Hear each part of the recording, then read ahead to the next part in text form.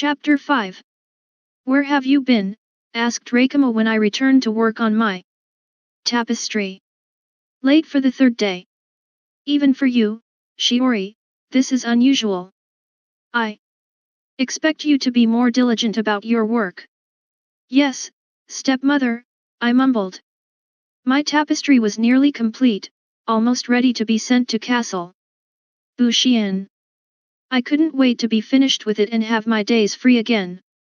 Except when I sat at my embroidery frame, I discovered my progress from this week had been undone. I gasped. What? Your lines were crooked, Rakama said, and you missed a stroke on Bushian Taken's name. Best to redo it all rather than risk offending his family again. I gritted my teeth, anger boiling inside me. Calm, I reminded myself, exhaling. Calm. At this rate, I'd have to finish my tapestry at Castle Bushian. I let out a groan. If only I could enchant my needle to sew without me. Well, why not?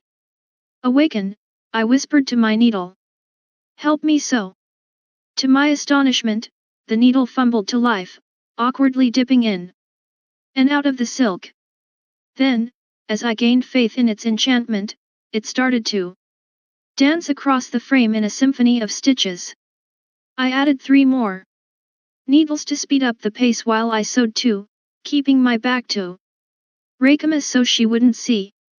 All week we worked, until at last the tapestry a scene of cranes and plum blossoms against the full moon was finished. Once we were done, I gathered the needles in my palm. Thank you, I whispered. Your work is complete. The needles fell lifeless, and a sudden lethargy stole over me.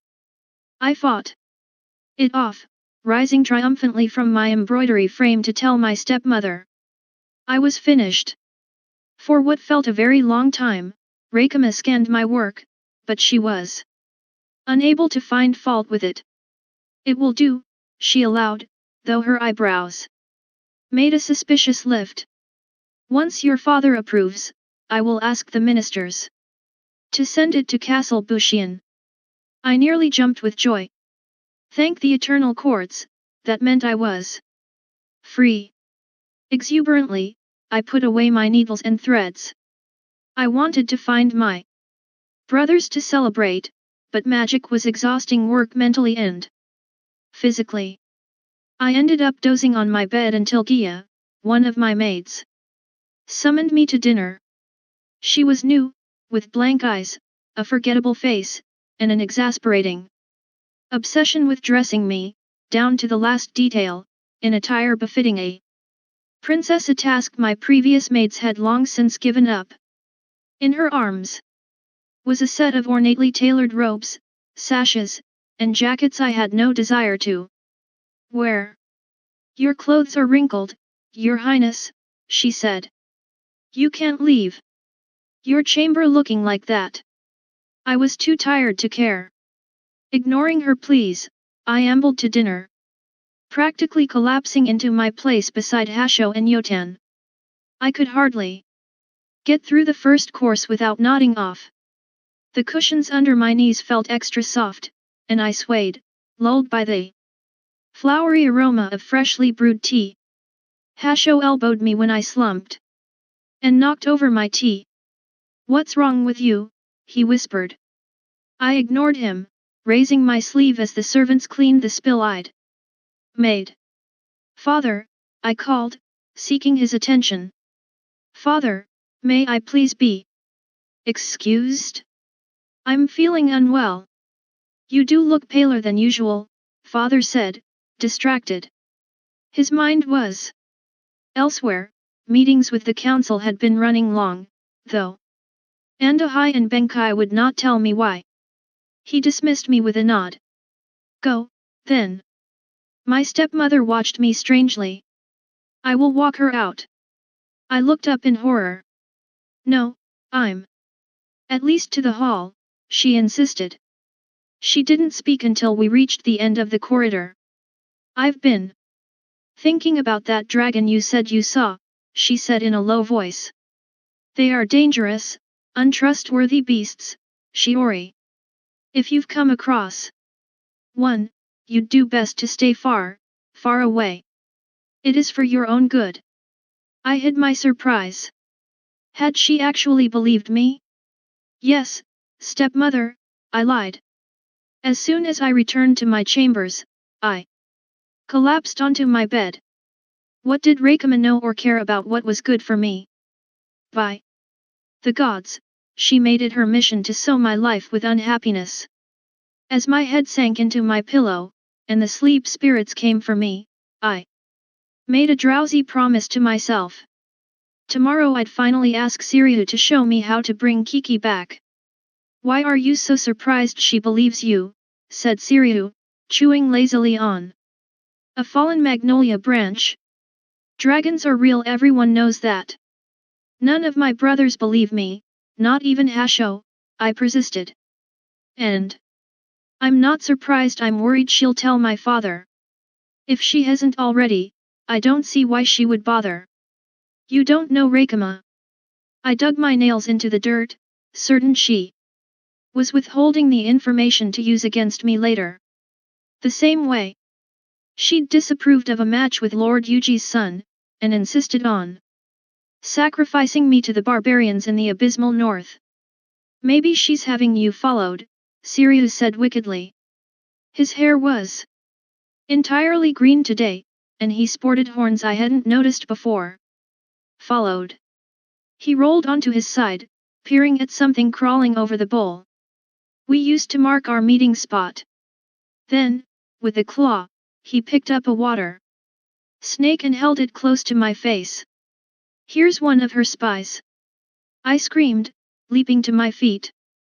Gods, Siryu! Take that away. Relax. She's harmless.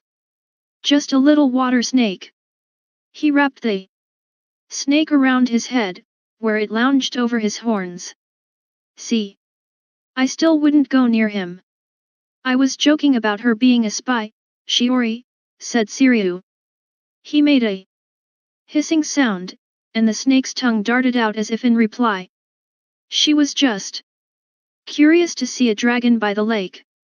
You can speak to it. Her. And yes, of course I can. Dragons and snakes are related, after all, and serpents of all kinds are sensitive to magic. That I didn't know. I don't like snakes. They bring up bad memories. Of your stepmother. She has hundreds roaming her gardens, I replied by way of explanation. My brother dared me to steal one once, and she caught me. My voice went tight at the memory. Snakes remind her of home, father would tell the ministers who frowned upon her unusual pets. Honor her wishes as you would honor mine. It was what he told us children as well, and we had obeyed. At least. Until Reiji had dared me to steal one. You're the one who's terrified of snakes, not me, I told him. Besides, I promised I wouldn't go into her garden without her. Are you afraid you won't be her favorite anymore if she catches you? I'm not afraid of anything. It was true. Reikama was fond of me. She wouldn't mind if I borrowed one snake. The next afternoon, I stole into her garden, moving slowly, so as not to startle the snakes. But their eyes all yellow and wide and unblinking unnerved me. I was only 20 steps into the garden when a small green viper started wrapping around my heel. Go away, I whispered, trying to kick it off. But more joined, and soon a dozen snakes surrounded me. No, 100. They hissed and bared their fangs. Then a white snake hanging from a tree branch lunged for my throat. With a scream, I jumped for one of the trees, climbing as high as I could. But the snakes followed, and my pulse spiked. With fear, I braced myself for a fatal bite. Suddenly the garden gate opened, and Reikama appeared. The snakes slithered back like a receding tide. I was practically weeping. Stepmother, Please forgive me. I don't know how I.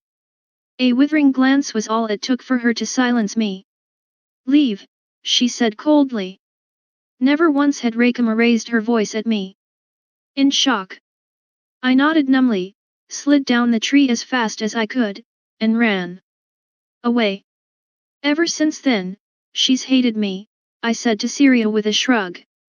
My nonchalance was feigned. To this day, I didn't understand why that moment had ruined everything between my stepmother and me, and I cared more than I pretended to. But no one, not even my brothers, knew that. Well, you have nothing to fear, replied Siriu, grinning. If her snakes try to harm you, my pearl will protect you. He tilted his head at me. We're connected, you and I. I could hear his voice, but his lips were still as stone. I jumped back. How did you do that? Like I said, my pearl will protect you. It links us, similar to the way you and Kiki are connected. Your pearl. Yes, you'd have drowned if not for the tiny piece I put in your heart. Just enough to keep you out of trouble. You put a pearl in my heart. I exclaimed. After you fainted. No need to sound so ungrateful, it saved you. My alarm quickly subsided into curiosity. So dragon pearls are magic. Are they magic? He scoffed. They're the very source of our power. Magic in its purest, rawest form. Demons and enchanters covet nothing more, since they enhance their abilities. Where is yours? Here, he said, pointing at his chest. I would show you, but its brilliance would blind you. I mimicked his scoff to mock his ego. Yet you chipped some off to save me. I wanted to know what a pretty human girl was doing diving after a magic bird. He cleared his throat, his thick green brows knitting in confusion as I stared at him. Not a sight you see every day. I figured a bit of the pearl might help you to shore. Why are you staring at me like that? I wore a coy smile. You just called me pretty. A flush instantly colored his pointed ears. I meant I thought you were pretty for a human, Syria grumbled. You'd be a hideous dragon. A warm tingle smoldered in my chest, and I inched closer to him just to see his ears redden more. Luckily I'm not a dragon. Clearly, said Siriu, rubbing his ears. He glared. Which is exactly why you can't go around telling anyone you have a piece of my pearl. It would be near impossible for anyone except me to take it from you, but enchanters are as greedy as they are resourceful, best not to take chances. While I'm away. You're going away. I exclaimed. Back into the Tajan Sea. My grandfather's court convenes in the westerly quadrant during the winter months. But it isn't winter. It is for us. Dragon time runs differently than in the mortal realm. A week for me is a season for you. I should be back by your spring. Spring. I repeated. But what about our lessons? And the cranes? You'll miss the cranes. The dragon's brow furrowed. The cranes. They visit the palace at the beginning of every winter, I explained. It's tradition to greet them the first day they arrive. Just as it's tradition for the royal princes and princess to fly kites. During the summer festival. Sirius said wryly. You humans have many traditions. You'll also miss my birthday, I said, suddenly glum. It'll be my last one in the palace before I'm shipped off to marry Lord Bushian's son. That caught the dragon by surprise. You're going to be married? Yes, I mumbled. I'd buried all the dread I felt about my betrothal for weeks, but now that Syria was leaving, the reality of my fate stung. When? I'll be sent to Castle Bushian before the end of spring. The wedding will be next summer. The tension in Syria's shoulders released. Oh, that's plenty of time. Cheer up, I'll be back in the spring. In the meantime, work on your magic. My fingers went instinctively to my pocket for the pieces of Kiki I still kept with me. Show me how to bring Kiki back. You don't need any instruction. Just remember what I taught you. Nervously, I placed the scraps of paper on my lap, 4 in total. All my enchantments since Kiki had been short-lived. The flowers I made bloom wilted once my concentration flagged, and the stick horses I made gallop collapsed as soon as I turned away. What if I resurrected Kiki, only to lose her again? Kiki is different, I told myself as I carefully began to piece her together. She's a part of me. After a minute, there she was. A little fragile, but mostly the same as before, with a beak that hooked slightly downward, 2 inky eyes that eyed, dotted with careful strokes of my brush, and wings that creased in the center, so they curved like orchid petals. Except the red ink of her crown had smudged and faded. I scratched open a scab on one of my fingers, freeing a bead of blood. That I pressed to the paper bird's head. As it darkened into crimson, I held my bird on my palm. I filled my thoughts with hope that she'd come alive again, and whispered, "Awaken." A fine, silvery gold thread of magic rushed past my lips and twisted across the bird's wings before settling there, as if stitched onto the paper. Then her wings flapped once, twice, and she lifted, circling my face. Kiki. Kiki landed on my hand, her wings stroking my fingers. That was quite possibly the worst nap I've ever had, she grumbled, shaking her beak at me. I dreamt I was ripped to pieces. I'm never sleeping again. Ever. I can hear you, I marveled. Yes, of course you can hear me. I'm your dearest friend, aren't I? Your desire to bring her back must have bonded you, mused Siriu. Now you can hear each other's thoughts, though you might find the company of a dragon preferable to that of a paper bird. Will she, now? Kiki twittered soundlessly. I was her friend before she met you. I laughed, loving my bird's cheekiness. Yes, but can you teach me magic while Siriu is away? Unlikely. Siriu lounged back in the grass. You could always ask your stepmother for help, though. My laugh died on my lips. My stepmother. Siriu shrugged. Don't you know? She's a powerful sorceress. Magic emanates off her. Even when I was at your summer festival, I noticed it. Rakama, a sorceress? Impossible. You must be mistaken. I would never mistake such a thing. I thought magic was a rare gift. How could Rakama have it too? I said it's rare, not that you're the only one with it. And it's really not strange at all. Magic attracts magic. What is strange is that my grandfather let her cross the Tajan Sea. He guards Kyoto's waters from foreign magic. Maybe he didn't know, I said, the spinning in my head coming to an abrupt halt. Could this be the secret that Rakama kept so carefully that she had magic, like me? You should ask. It isn't wise to pester the Dragon King about human matters. Or to alert him to a mistake made years ago. Besides, she is not an enchanter. What do you mean? She isn't one of those greedy fools bound to a 1,000-year oath, sworn to serve whichever master possesses their amulet. It isn't as grand as it sounds. Between masters, they have to spend their days in their spirit form, usually as some mangy beast without access to magic or much intelligence. If enchanters are bound to such an oath, why do we fear them? You don't, not in Kyoto. They don't have any power once they cross the Tajan Sea. Why do we fear them outside of Kyoto? I corrected. I was curious. Because they're one breath from becoming demons.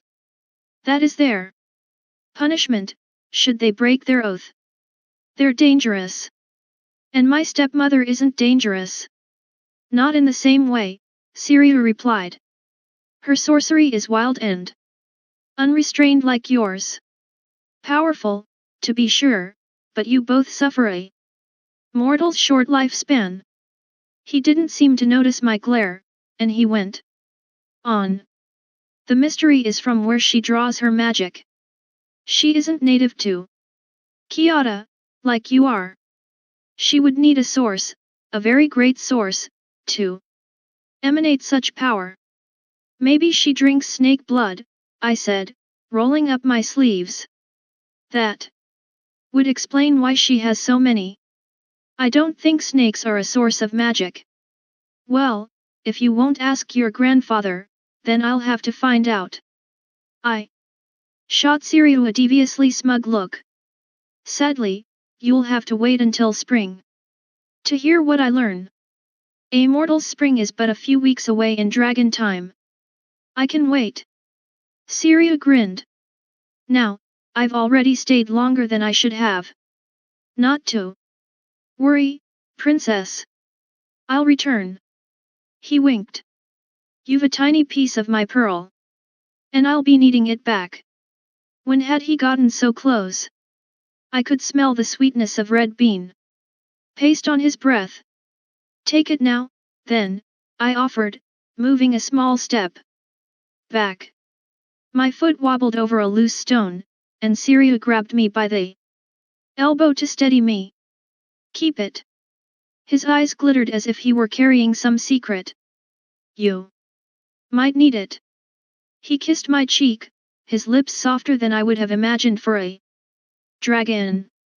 Then, without waiting for my reaction, he dove into the water. I'll see you in the spring, he called with a wave, his tail splashing.